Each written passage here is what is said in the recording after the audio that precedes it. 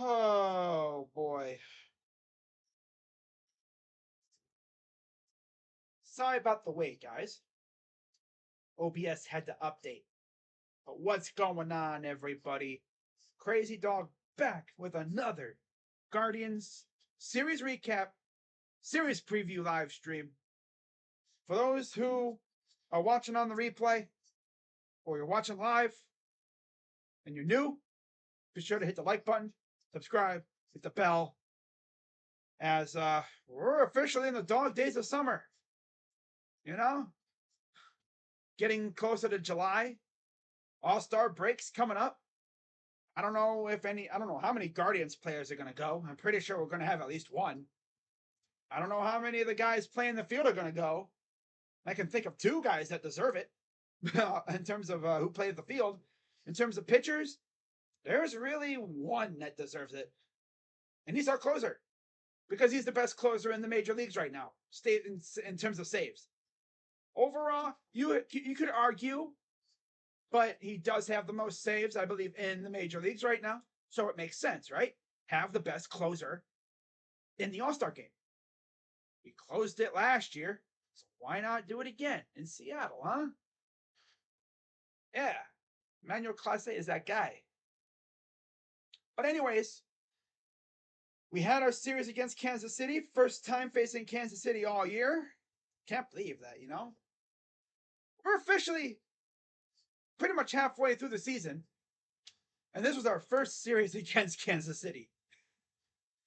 Yeah. For anyone who, hasn't watched baseball this year, and you're wondering why did it take us so long to play Kansas City?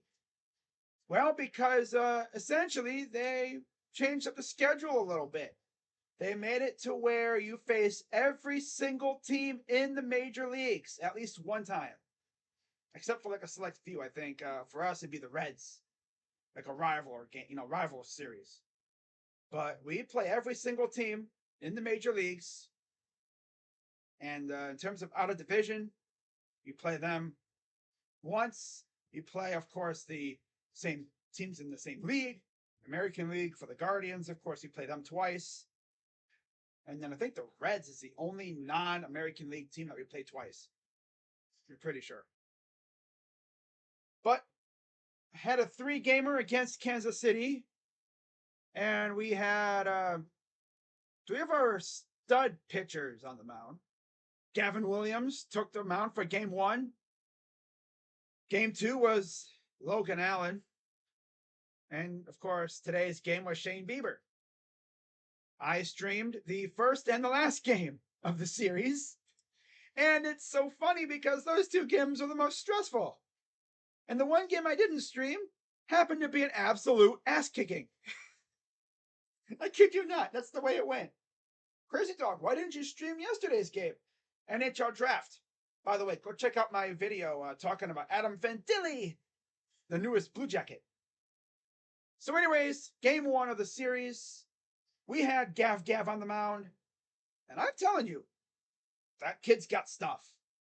He's got nasty stuff. His stuff is gnarly. It is sick. I mean, if you want to know how sick this dude was in that game, take 7 innings.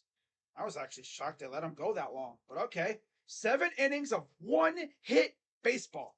1 walk, 6 strikeouts. This was a second career start. Yeah, he's got a bright future. Yep. He's got a very bright future coming up in this league. Especially when you give him a full offseason with the major league team. Give him a full season. Honestly, if I was Tito, I'm watching him right now and I'm thinking, if he does this one more time, if he goes out there again, which most likely he would face Atlanta. Oh, if he does that to Atlanta, yeah, I'm walking up to him and saying, buddy, go tell you wherever you live in Columbus, go sell your whatever in Columbus and buy a apartment or condo up here in Cleveland, because you're not going down to Columbus. God forbid you go down there. No, you're staying up here with us. I mean, this kid's insane. I mean, I didn't watch a lot of Columbus because, you know, where I live, I'm not really able to watch them. They're not on TV. You have to watch them on an app or whatever, which I don't have, of course. But this dude is nasty. And I see it now. If he can just master control of his pitches, if he can keep his pitches well controlled, oh my God. Especially when he really starts cooking and he gets it up to 100. Because he hasn't really gotten it to 100 yet. It's like he's just being careful. He doesn't want to overdo it. But once he starts really feeling it, oh my God. Now, as far as his opponent, he went up against Brady Singer, who was as good as him. 6 innings, 4 hits, 3 Ks, 2 walks. We just couldn't get to him. You know, we just couldn't really get to him like that. We had chances, but we just couldn't beat him up. But yeah, Williams, 7 innings, 1 hit. My God. Masterful. 1 walk. Much better. 6 Ks. Much better outing this time around from Gav. And it was actually a total pitcher's duel until the bottom of the 8th. Went in the derpiest way possible. I kid you not. This is how they scored. All right? This is why I hate Trevor Stephan. So they scored. Nicky Lopez hits a little dinker. All right? He runs to first. Trevor Stephan gets the ball. And he's just standing there. What do I do? Like he has a brain fart. He doesn't know what he's doing. Bo Naylor's literally standing like, yo, ball. Come on. Give me the ball. I can tag him. Come on. Give me it. Go. That's what he's thinking. And then he throws it away. Oh my God. That pissed me off. This dude is such a scrub, dude. Oh my God. So they scored, and I'm thinking, oh God, we're going to lose because of that, aren't we? Haha, no. Will Brennan's like, not today. Because top of the 9th, and to set the whole situation up, here's how that inning went. All right, top of the 9th. Scroll all the way down. Top 9. All right, here we are, right here. So, to set the inning up, they brought in Scott Barlow, their closer, to finish the job. Naylor singled. Awesome. Josh Bell struck out. Andres walked. So all of a sudden, you have 2 on. And knowing the situation, by the way, no Tito because he wasn't feeling too good, DeMarlo Hale pinch ran Gabriel Arias for Josh Naylor, knowing that Arias has a little bit of speed. And unfortunately, Naylor can't run like that. He's not injured. He's just not as fast. It's just the way he is. He's a bigger guy. He doesn't run. He's not like his brother, who can run from first to third in a heartbeat. Never seen a catcher run like that fast before. So he gets on second. First and second with 1 out. Will Brennan at the plate. And he hits it, like right down the first base line. Beautiful hit. And 2 runs score. And just like that, it's 2-1. And then, in typical Guardians fashion, Straw grounds out. Unfortunately, Bo flew out. And that was it for that. Bottom of the 9th comes up. And it was beep, boop, bop. Well, actually, it was beep, boop, blah, blah, and then bop. Because you had ground out. Fielding error. Because the ball ate up Jimenez a little bit. And then Garcia grounded out. So literally all ground outs. And Clase was able to secure the save. And the Guardians take this game 2-1. Stephan got the win. He's 4-3, 2.12 ERA. Barlow took the loss. He's 2-4 with a 4.40 ERA. Clase nailed down his 24th save of the year with a 2.35 ERA. Good stuff. So fresh off a nail biter, we go into game 2. Logan Allen on the mound going up against some guy named Cox for Kansas City. And overall, Logan Allen wasn't even that good. 3 2/3 innings, 3 hits, did not give up any runs, 5 Ks, and 2 walks. It wasn't even like performance-wise, he wasn't good. He just got worked like crazy. His pitch count was run all the way up. I'm looking at him, I'm looking at his pitch count, and I'm thinking, this dude's at like 90 pitches. And it's like in the 4th inning, almost. Like, hey, yo. And they're not even scoring off him. You would think with a pitch count like that, and with an innings line like that, you're thinking, wait, this dude went 3 2/3. He had to have gotten rocked, right? No. No. They didn't touch him. What's up, Daniel and Yusuf? They didn't touch him. No runs were scored on Logan. It's just that they made him work so damn hard. He had another rocky outing, but he gave up no runs. Like that. And it really did help him that the offense woke up feeling dangerous in this game. As, like I said, they had to face Cox, who also went 3 2/3, but he got shellacked. The exact opposite of Logan. 4 hits, 4 runs, 4 earned, 4 walks. A lot of 4s, 2 Ks, and a homer. That homer was a freaking sledgehammer to the balls. Literally. Because that homer, grand slam, no big deal. Top of the 3rd. And I said this, I think, before. There was a time in that game, earlier on, and Ramirez struck out. I think Cox struck him out. And the look on Jose's face was like, he was like looking at Cox with the side eye. And he was like, all right. Okay. You got me. We'll see what happens next time.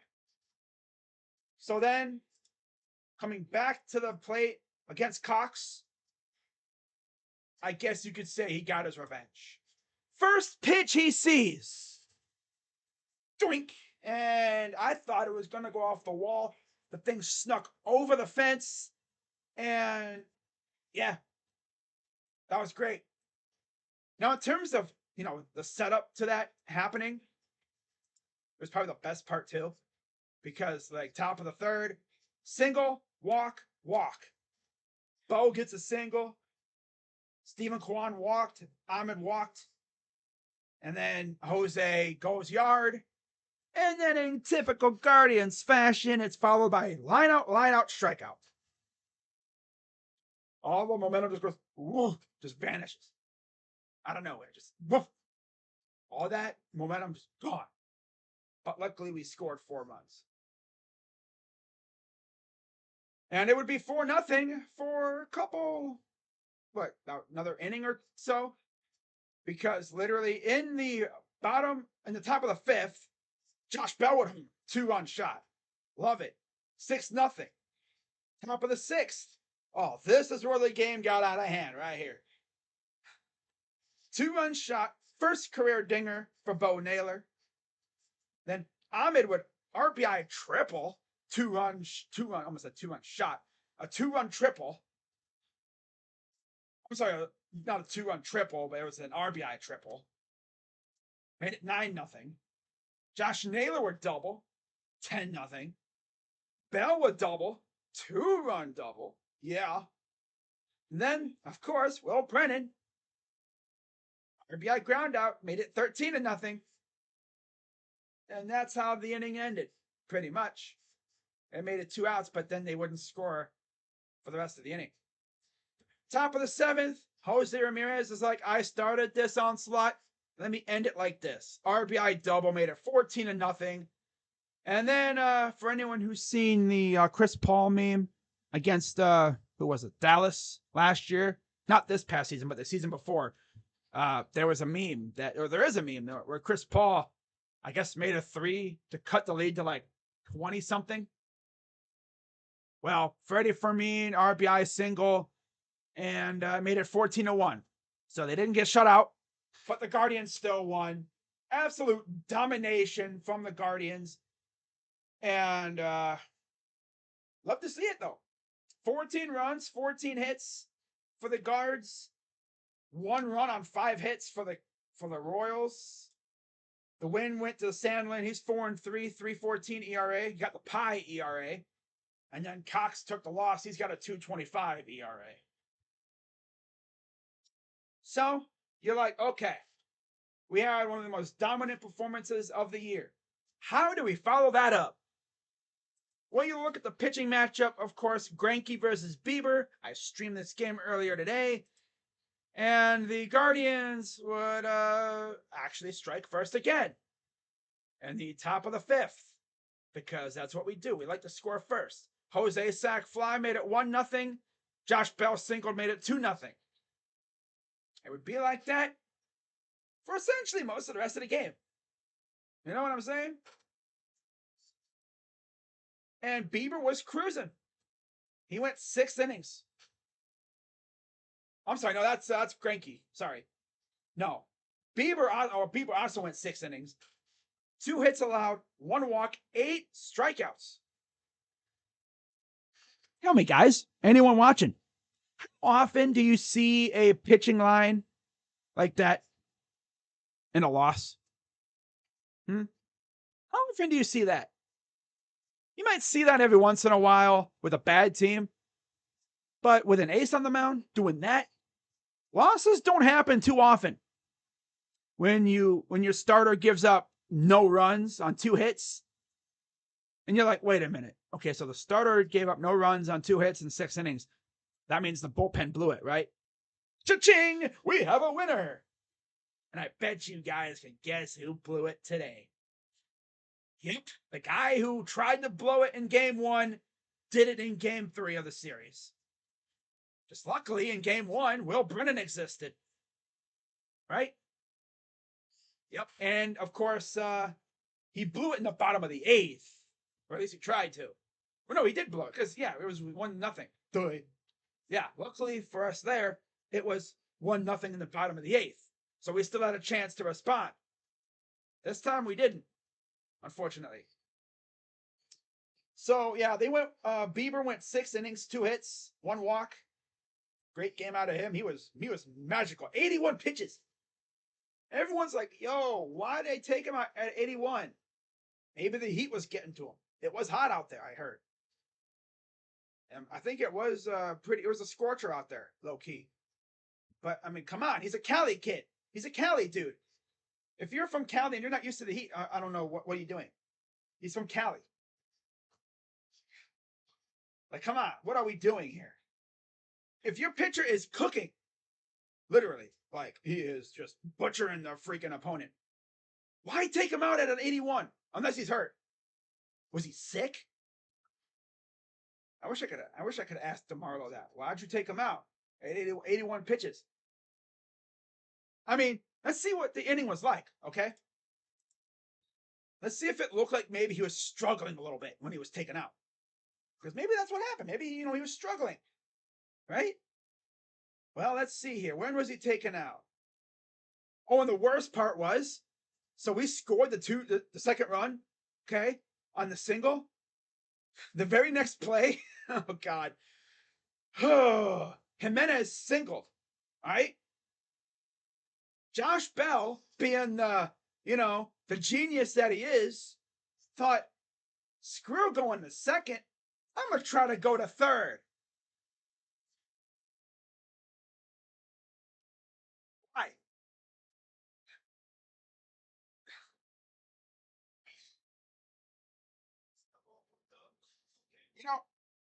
A lot of people are going to blame Stefan for this loss.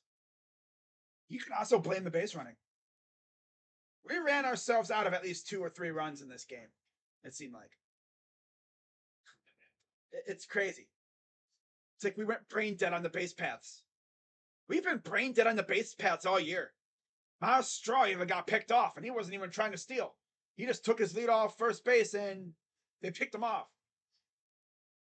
Are we brain dead? Huh? Do we need to get a brain scan to make sure we're all mentally there? What are we doing? Does Sarbaugh need to get brain scanned? Sandy doesn't really have much of a say in stealing. I mean, he probably just says, "Hey, yo, watch what he's doing. Maybe think about it." All right, but yeah, he got thrown out at third, so that ended the inning. Really, we really could have kept going too. And then, nothing happened in the bottom of the fifth. Top of the sixth comes up. A double, a single, ground out, ground out. Oh, yeah. Will Brennan, right after Josh Bell got caught out at third, the very next inning, I kid you not, Will Brennan saw that and said, "Hey, let me try that." He doubled to the wall. All right? Got to give a lot of credit to Drew Waters on this throw, though. He doubled down the line. You're thinking that's an easy double. This dude tried to go to third. Oh my God. And I thought he actually got in there, but no, he was no. Nope. This dude literally saw Josh Bell do that in the very last inning. And he's like, "Let me do that. Let me try that. Let me try to get the third." I would have slapped him on the head if I would have looked at him and I would have walked up and I went thump right to the head. Like, "What are you doing? You're trying to be like Josh, aren't you?" No. Did you really just try to upstage Josh by doing that? Ozo? Huh? Freaking idiot, man. And then, of course, Myles Straw would single. And to think, if Will had been on second, he could have scored. But no, he had to go to third. It's like a saying, you never want to make the first to last out at third base. We literally did that. We made the last out of the previous inning and the first out of the next inning at third base. What are we doing? This ain't MLB The Show. Was the button, the advance button, was that stuck? Huh? Were we lagging in the head? You literally had an easy double. We could have scored more runs. But no, let's not do that. Let's get over aggressive. And then, after the Straw double and the Straw single, two groundouts in a row. Yeah. I don't know why he did what he did. And then,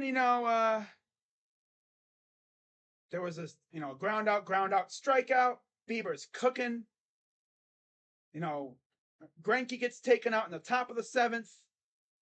Ahmed, Jose, yeah, nothing happens. And then for some reason, it's like DeMarlo saw Greinke come out and thought, "You know what? I'm going to pull Bieber." You saw the Royals take out their pitcher. And you did the same thing. I mean, it's different. Greinke is much older, and you were getting to him.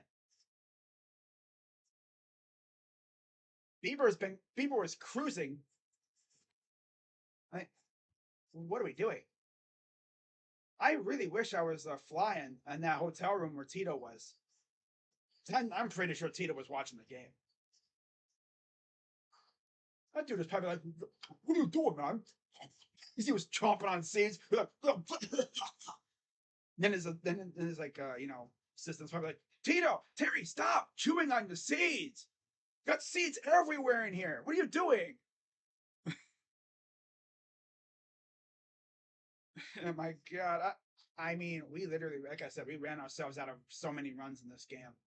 And then for some reason, let's take out Shane Bieber, even though he's been cruising. Literally. All right. He gave up a couple hits. The last hit he gave up was, God, I don't even remember. Damn. It's been a while. He was cruising. In fact, maybe those outs were, I mean, to be fair, 6-pitch out against Samad Taylor. Nick Pratto, 4 pitches. Bobby Witt, 6. Okay. Yeah, he was cooking still. You know, it's not like he was at over 100 pitches. This dude has routinely pitched went over 100 pitches many times. He was looking like he was going to cruise for at least another inning or two. Maybe another inning. Especially when you have the lead. You know, you're in the bottom of the seventh. See if he could. I would at least have it where, okay, we'll give you the seventh. If you struggle, if it's looking like you're kind of out of gas, we'll take you out. We have De Los Santos ready in the pen just in case. He'll be coming in when you're ready. You know, first sign of danger, you're out. He was cooking. Why take him out? I don't get that. 81 pitches. It's not like he's hurt or anything. Was he sick? Was the heat getting to him? Did he twinge something? Didn't look like he was hurt. He looked like he was in control. So anyways, they take him out. De Los Santos comes in there and did his thing. Bing, boom, boom. Easy. No problem. Okay. And then offense, silent again. We don't do anything else. Top of the eighth, nothing. And then came the bottom of the eighth. Once again. Oh, just like game one. I swear on everything. This guy in the bottom of the eighth are not friends. And it looked like he was going to be fine. Is about to pop out. Okay, cool. He walked Nicky Lopez, single to Drew Waters, sac fly to Olivares. Made it 2-1. I'm thinking, okay. And by the way, Lopez went to third on the single. I'm thinking, okay, just get Waters out, get out of the inning, and we're good. Well, Waters still second because, of course, Stephan has the slowest windup I've ever seen in my life. And then Prado would single and tie the game. Yep. So Trevor Stephan ruined a great start out of Shane Bieber. And then he hits Bobby Witt. And then he got Perez to line out. Okay, cool. You know, it's whatever. You know, it's tied. We can win the game. You know, top of the ninth comes up. Strikeout, a single by Kwan. Strikeout, ground out. Nothing. Wonderful. Out of the ninth. You know, they bring in Hentges, and he was great. Fly out, strikeout, ground out. Okay. Top of the 10th. Ramirez starts on second base. Well, we actually had three strikeouts, but the leadoff ground out by Naylor moved the runner to third, and in arguably the ballsiest move I've ever seen, Jose Ramirez against Aroldis Chapman, who throws over 100. That ball gets to the plate in no time. He perfectly timed it up. He stole home. He stole home plate. Originally, he was called out. Guardians challenged. They ruled he was safe. He snuck his right hand in there before Perez tagged him. Somehow. So we're up 3-2. Okay, fine, cool, awesome. Clase will come in, and hopefully he'll get the save. Clase comes in. Single to Nicky Lopez. It was very awkward. Naylor came away from first to go get the ball. And it was a very awkward hit because it went past Clase. If Clase was able to field it correctly, that's an easy out. You have a runner at third, whatever. But he couldn't get him out, and they struck out Drew Waters, believe it or not. And then Freddie Fermin comes in there, and he wins the game with an RBI double. 2-run double. That was it. What's up, Robert and Eric, of course. It's good. It's good, guys. So we lose the game in a walk-off. And as I said in this stream, like about 5 times it felt like, we can't have a series in Kansas City without getting walked off. Happens every year. At least mostly every year. Feels like it does. And I honestly blame two things: Trevor Stephan, or three.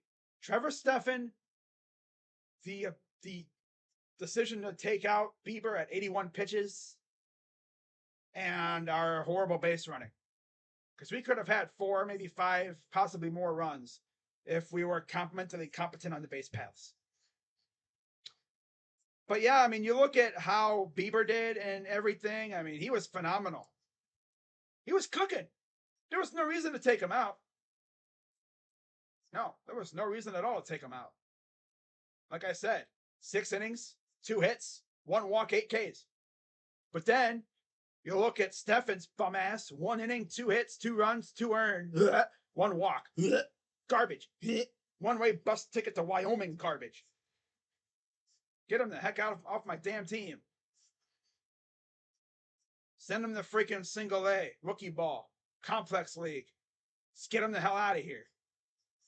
I even said on Twitter, I was like, this dude should not be pitching high leverage. He shouldn't. Right? That's 2 games now in the same series where he gave up runs. And he damn near lost us both games. But luckily, like I've said, luckily Will Brennan exists. Because Will Brennan saved his ass in that first game. Oh my God. Will Brennan, Trevor Stephan owes that man a freaking steak dinner for that first game. I would owe him a beer if and he turns around and sells this game. I swear. It's like, man, you shut up and walked off in that first game. You should have lost that game, so you're going to lose this one. I was in the stream talking like, yeah, Class A going to come in the 9th. We're going to be solid. Stephan's like, hold my beer. Never ends with this team, I tell you. My stream title from a couple, my recap stream from a while back: 2 steps forward, 6 or 8 steps back. You know what I'm saying? At least people didn't take the loss. I would have been heated if he took the loss. At least, I mean, the loss should have honestly been on Stephan. Honestly. But anyways, yeah, look at Greinke. They got to him big time as the game went on. They were actually tattooing him all game. It's just he just got so lucky with so many of those hits going right to the infielders and stuff. Until later in the game when we started to beat him up and they took him out.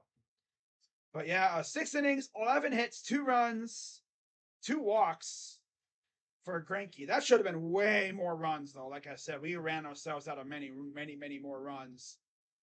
And then after that, their bullpen only surrendered 2 hits the entire game. After that, Clark and Barlow had 2 hits surrendered after Greinke exited.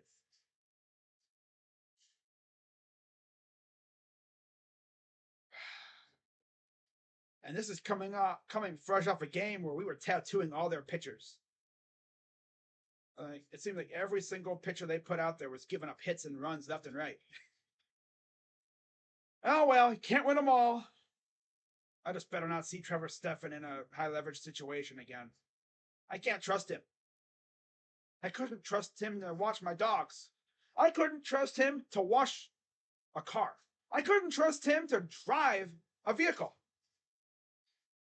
I can't trust him with anything. I wouldn't put him in charge of anything. I mean, the only time I'm pitching Stephan right now, until he proves to me otherwise, the only time I'm pitching him now is in a game that's like kind of a comfortable deficit. Pitch him like maybe 6th, 7th inning. We're up by 4 or 5 runs. You have a cushion, and give him like an extremely short leash. He gives up 2 hits, he's gone. 1 or 2 hits, and he's gone.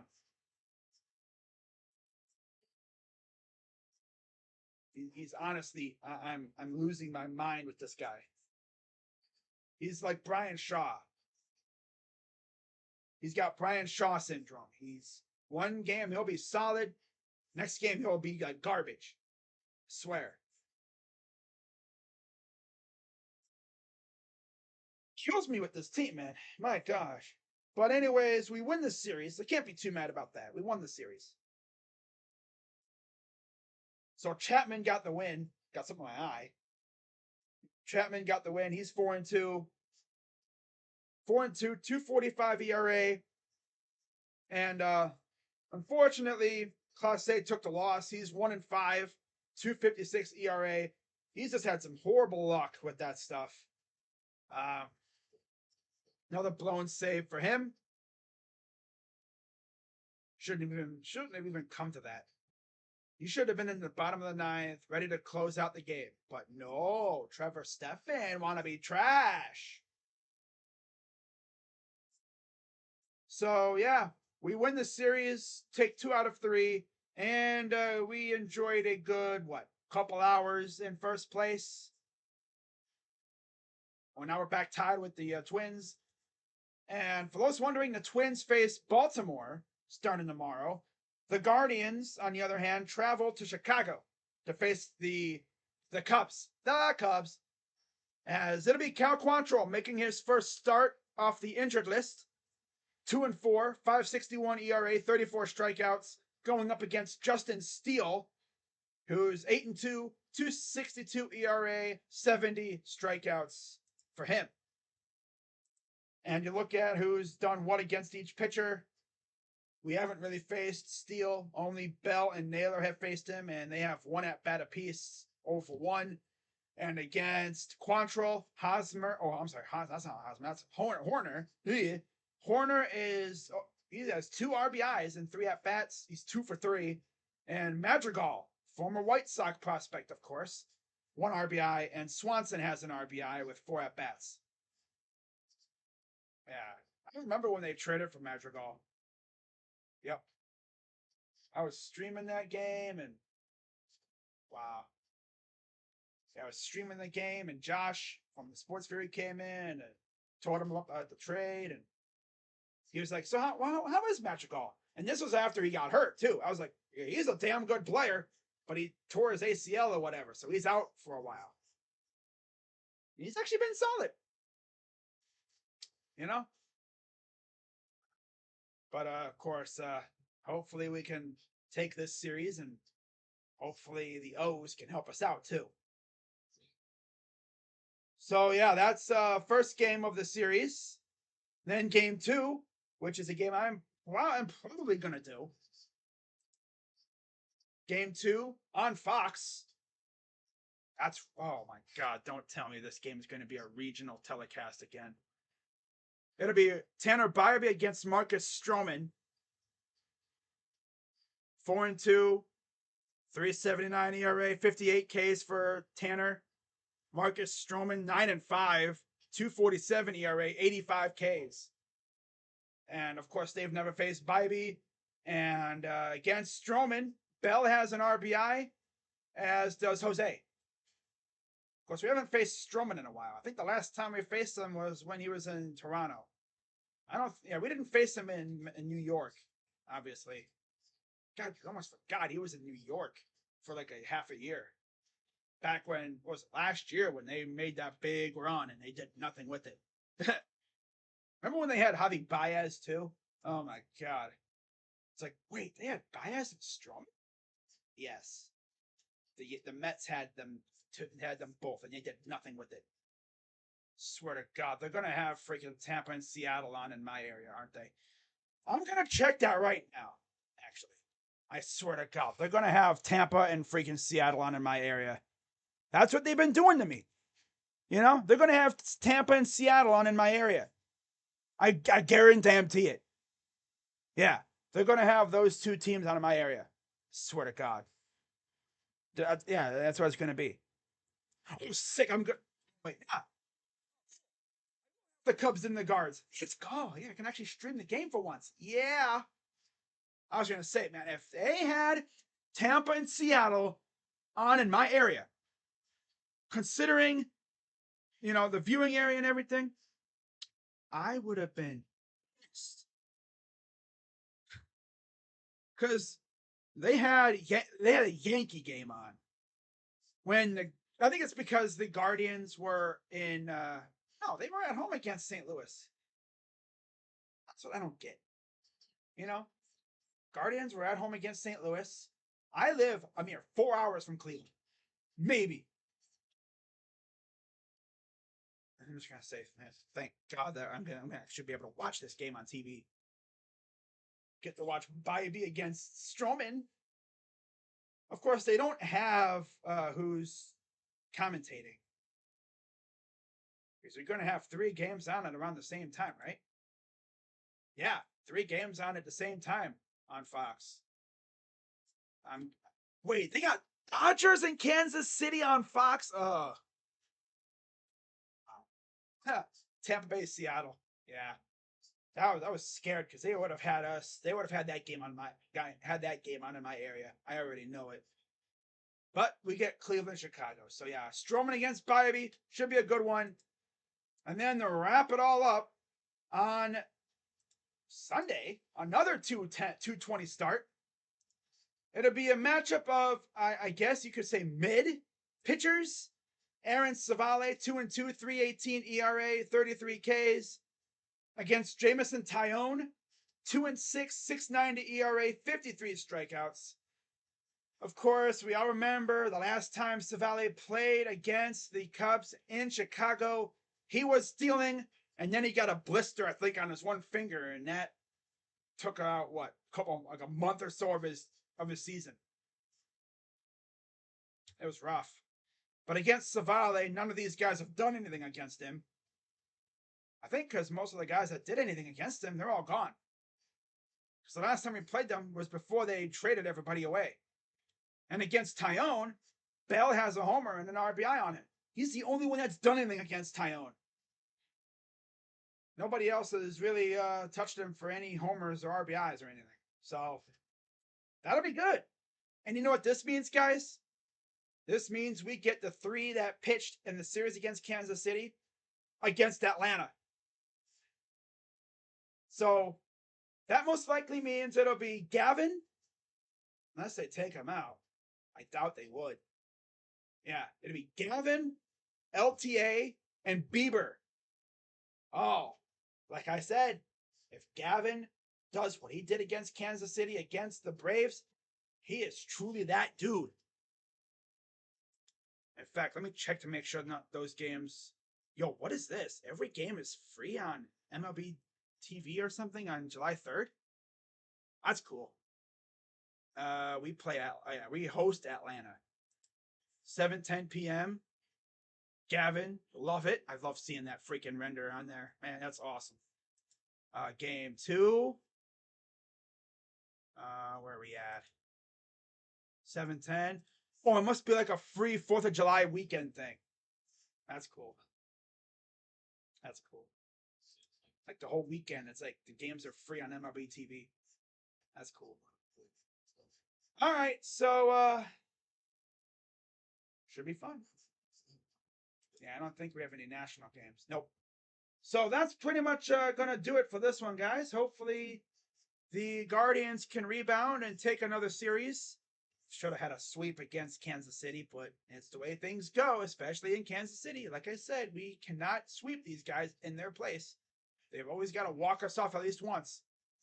So hope you all have a wonderful rest of your night or day, wherever you may be residing, because it's funny.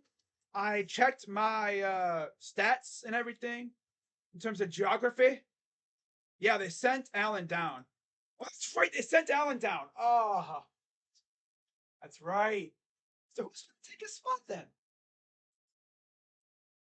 Huh. That's interesting. So they sent him down. Gotta think. Because Gavin, it wouldn't be Bieber, would it? Would they really go Gavin, Bieber, Bybee? Well, if they do that, oh yeah. Especially with that off day coming up, I think, soon, too. I think they could do that. Yep. I think they do that. Gavin, Bieber, Bybee. That would be sick. That would be disgusting in a great way. Against Atlanta? Yeah. Well, like the title of the stream says, end the month on a high note, take down the Cubs, And I know Dashi would probably really appreciate it too. I think all Reds, Brewers, Cardinals, and Pirates fans would enjoy us just beating the tar out of the freaking Cubs. Because in their minds, we should have beat them for the World Series. And I'm still pissed off about what happened in the World Series. I'm going to keep saying it to this day. If we were a healthy team in that thing, we win the World Series with ease. They were not going to touch the rotation of domination if they were healthy. I don't think they would have been able to even breathe on Kluber, Carrasco, Salazar, Bauer, and Clevenger. 5 healthy pitchers. We probably we blitzed them. They wouldn't be able to stop those pitching. I think the only way they would have been able to beat us is with like Arrieta and Hendricks and them. Especially, although it didn't really help that the offense kind of went night. But the fact that we had to pitch Kluber 3 times in that series, that really hurt. Because by the 3rd time, it's like they know what's coming from Kluber. They didn't even like try to get Ryan Merritt out there. How dope would it have been if Ryan Merritt would have been the one to win us the World Series? The guy that got us the pennant, winning the Toronto, after Jose Bautista said, oh, he's going to be shaking in his boots. And then afterwards, this dude shows up after we win the series wearing cowboy boots. I kid you not, he did that. That was freaking awesome. Poor guy, though. It's like, I feel bad for Ryan Merritt. I'm wondering, he's like, what is he doing now? I wonder. Probably just chilling at home with fam. You know, he had like a wedding registry after that game, and Indians fans just completely, like, they did work with that thing. It's crazy what they did. Just sucks because injuries really ruined him big time. Quantrill pitching that final game versus Atlanta. Okay, that's what they're doing. All right. Yeah, I got to remember Quantrill. I always forget. Yeah, Quantrill's back. So, yeah, it'll be Gavin. Probably Gavin, Bieber. Yeah. I guess we'll have to wait and see. But I'm probably going to be doing one of, if not all of those games. Those games are going to be fun.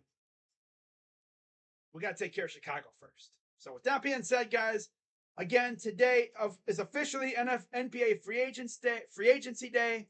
I will probably maybe do a video, at some point. I don't know if I'm going to go shopping or not. Go to the store. Kind of don't really want to because, people like to go out and everything. Because it's like, for anyone who's like lived in a area where there's a lot of old people, they love to go do their shopping and stuff at the beginning of the month because that's when their money comes in. So it's like, do we go to the store tomorrow? Or do I go to the store on Saturday?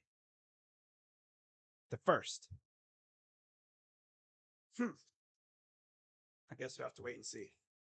So yeah, if like something happens tomorrow, which I doubt, if something happens on, tomorrow, I might do a video tomorrow, but I'm probably not going to be streaming the Guardians game tomorrow. I'm not going to stream the Guardians game tomorrow because it's freaking Quantrill. I don't trust him. I'm going to give him a couple starts and see if he can prove to me that he is stream worthy. I'm not going to waste my time streaming a freaking disaster class out of him, especially first game out of the off the IL.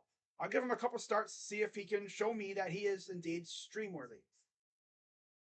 Especially coming up if he faces Atlanta too. If he goes out there against Chicago and Atlanta and he looks great, I'll deem him stream worthy. But I'll have a short leash. But we'll see what goes down. As like I said, it's officially NBA free agency day. And I feel like the Cavs are going to make at least one signing, maybe today. It would be really cool if, I'm sitting here watching the Sports Fury's little free agency stream and I see a tweet pop up on my phone saying how the the Cavs are going to sign Thomas Bryant or something. There's going to be signings like the first hour of free agency. because you know these guys be under the table, kind of negotiating already. They already have stuff lined up. Yeah, it's the way that is. It's the way it is. But yeah, if the Cavs do make any signings tomorrow or today, tomorrow, whatever, whenever they do anything from here on out, I will have a video if it's a noteworthy signing. Like if we sign any of the guys that I talked about in my video today. By the way, if you haven't checked out my video, I posted it right before I went live. Took a little while to upload, because it's the way it is now for me. I sacrificed the time to get it up for the quality of the video. Instead of having it look all blurry and pixelated, it looks great, but it takes forever to upload. It's a worthy trade-off. It's a good trade-off. Yeah, it takes forever to go up, but hey, the video looks damn good. And you can actually read what's on the screen. But yeah, in that video, I talked about free agents and stuff, possible free agent targets. I think the Cavs are going to be busy. They have holes to fill. And I know Kobe's going to be working to fill them. So hopefully he does that, because we fill these holes right. Giggity. If we address these positions the right way, we could be a very formidable team next year. We get ourselves a solid 3-and-D wing that can shoot, like a Max Strus. That would be amazing. We get someone I didn't think about. Like if the Cavs go out and get like Christian Wood out of nowhere.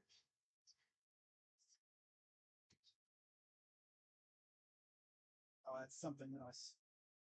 I saw Harrison Barnes got extended today. He was a popular target from Cavs fans. But I don't know what's going to go down tomorrow. Free agency starts at 6.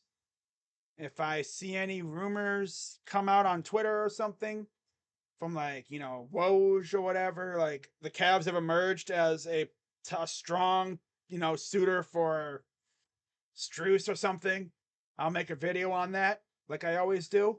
And yeah, it's going to be a fun day. And then, of course, tomorrow being Saturday, NHL free agency starts, and the same thing. Although NHL free agency starts at noon.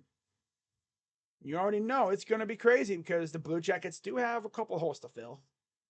Not like the Cavs. They need maybe a backup goaltender, if anything like that, in the top, maybe a top centerman or something, maybe some depth. Guess we'll just have to wait and see. But if they do anything, I'll have a video out for it. You know how I do it. I've been doing it for years now. You should get the idea of what goes down on my channel. Anyways, that's going to wrap it up. Hope you all have a great rest of your night. Unless something else breaks and I'll have a video or something happens, I'll do whatever. But as of this moment, this video is going to wrap up, or the stream is going to be over. And hope you all have a great rest of your night. And get ready for chaos tomorrow. And by the way, I heard James Harden might be getting traded.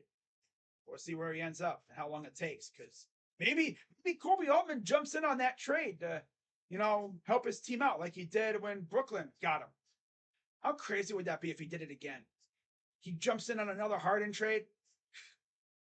Oh, that would be nuts if he did that again. Although I don't think it'll happen. But hey, you never know with Kobe. Kobe be doing some crazy stuff now. So I will see you all tomorrow at some point. Unless we don't do anything tomorrow, then I'll see you in my next video, whenever that may be. If anything, I'll see you on Saturday for Game 2 of the Cubs and Guardians. Hopefully we'll be doing something to where I won't have to wait until then to show my face again. But, yeah, that's going to wrap it up. I'm Crazy Dog. Let's go Guards. Let's bounce back against the damn Cubs. All right, beat the Cubs. Let's freaking go Guards. I'm out. It's Shane's World. Shane's World. All right, guys. Bye-bye. Go Guardians. Yeah. Trevor Stephan should never pitch on this team again. But he will because Tito loves him. It's like, why did we give this bum an extension? Why is it that we give guys an extension and most of the time they stink? Except Jose. Jose's been good. He's been heating up. Andres hasn't looked bad. But Trevor Stephan absolutely stinks. He stinks. Why do I sound like Philly 500 when I do that? He stinks. Sucks. Give him a freaking extension. Oh yeah, let's show the game on ESPN. Yeah, I'm not watching this garbage. Get out of here. I do not care. Get me out of here. Yeah, I'm not watching that. It's the way I am. When my team loses, I refuse to watch sports shows because I know they're going to show it. It's going to piss me off. So, anyways, have a good day. Hopefully the Cavs do something. And by the way, too, one more thing. Mike Babcock will officially be Blue Jackets head coach on Saturday. Hopefully it doesn't backfire. It's going to be a 2-year deal. I'm actually shocked it was that short. Oh well. See you guys later. Go Guardians. I'm out. And let's beat the Cubs. Okay? Beat the Cubs. Yeah, beat the damn Cubs. Let's get a W tomorrow. Huh? Let's get our dub. Yeah. All right, guys. Bye-bye. Again.